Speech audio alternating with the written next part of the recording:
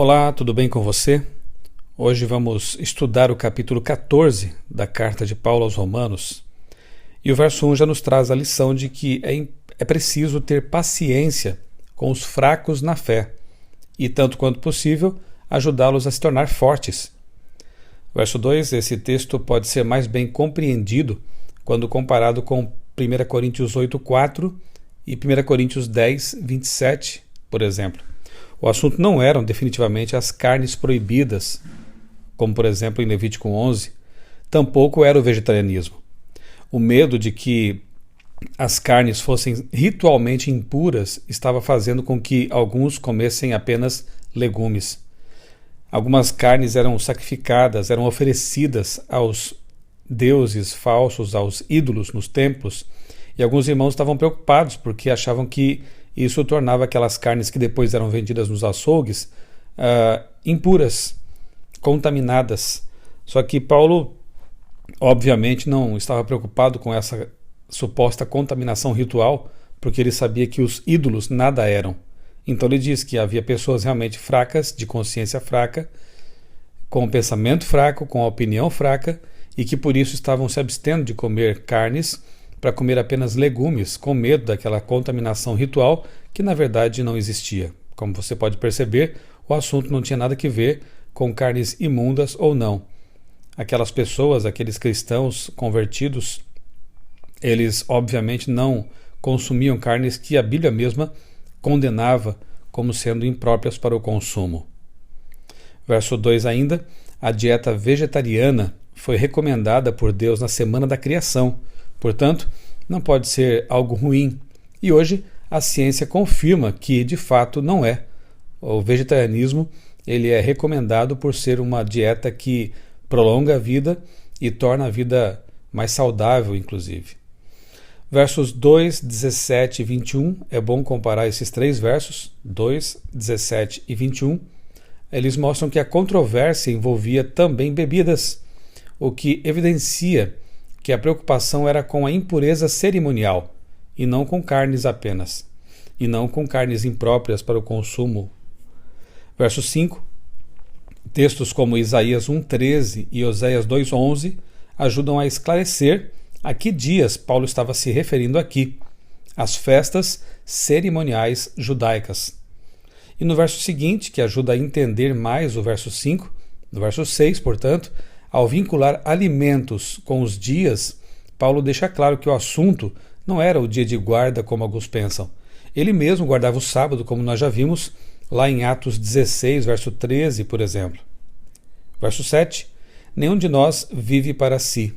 O que fazemos influencia outras pessoas e pode ajudá-las ou atrapalhá-las em sua caminhada de fé. Verso 8, não vale a pena viver por uma verdade pela qual não daríamos a nossa vida. Na vida ou na morte, pertencemos ao Senhor. Amém por isso. Verso 10.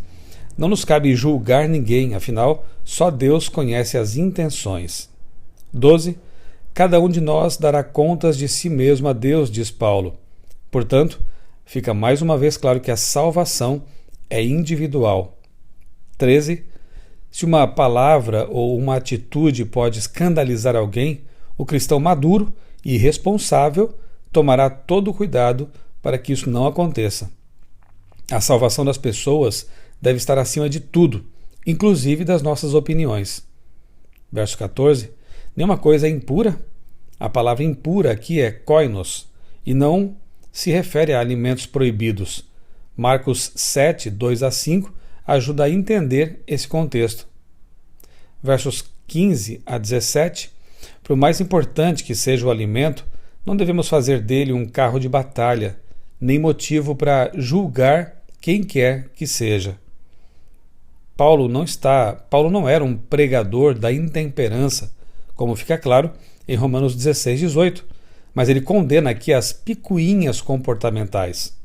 No caso de Marcos 7, 2 a 5, que eu citei relacionando com Romanos 14, 14, o assunto lá era lavar as mãos várias vezes num ritual de purificação. Então, naquele momento ali, Paulo diz que a palavra aqui, que nenhuma coisa é impura nesse sentido ritual. Não se refere, mais uma vez, a alimentos proibidos. O tema não era definitivamente este aqui. O reino de Deus é justiça, paz e alegria no Espírito Santo, diz Paulo no verso 17. O Espírito Santo é que nos traz essa paz, essa alegria, essa justiça. O reino de Deus, a vida cristã, não deve ser um fardo, não deve ser uma coleção de regras castradoras, opressoras. O reino de Deus é alegria, paz no coração, tranquilidade, e isso nos vem pela presença do Espírito Santo. E aí obedecemos aos mandamentos de Deus com alegria e pelo motivo correto, como já vimos, que é o amor a Deus e ao próximo. Verso 21, o cristão maduro se abstém daquilo que escandaliza o imaturo. 23, tudo que não provém da fé é pecado, e sem fé é impossível agradar a Deus, como diz Paulo lá em Hebreus, capítulo 11, verso 6. E o verso 23 nos diz que a coisa certa, feita pelo motivo errado, para Deus é como se fosse errada. É um capítulo cheio de lições, cheio de ensinamentos importantes. Algumas pessoas, infelizmente, distorcem o conteúdo desse capítulo, mas quando estudado no contexto certo, da maneira certa, vemos que ele se harmoniza, obviamente, com todo o restante das Escrituras. Nós temos que sempre levar isso em consideração, o contexto imediato e o contexto geral também da Bíblia. Se o entendimento de algum verso, de algum capítulo, contrariar o ensinamento de outros capítulos, é claro que o nosso entendimento é que está equivocado e temos que harmonizar esse texto com os demais da Palavra de Deus. Tenha um bom dia, um dia abençoado na presença de Deus, e que possamos entender a lição importante de que não podemos julgar as pessoas, não devemos fazer de alguns ensinamentos, opiniões, um carro de batalha para tirar a paz da igreja, mas devemos orar pela unidade, devemos orar pela paz entre os irmãos e, como ensinou Paulo, levar em conta a postura, a crença daqueles que ainda não amadureceram suficientemente, a fim de que não possamos chocá-los, violar a consciência deles, mas ajudá-los a, com paciência, crescerem espiritualmente. Eu sou o pastor Michelson Borges, desejo a você um dia muito abençoado na companhia de Jesus.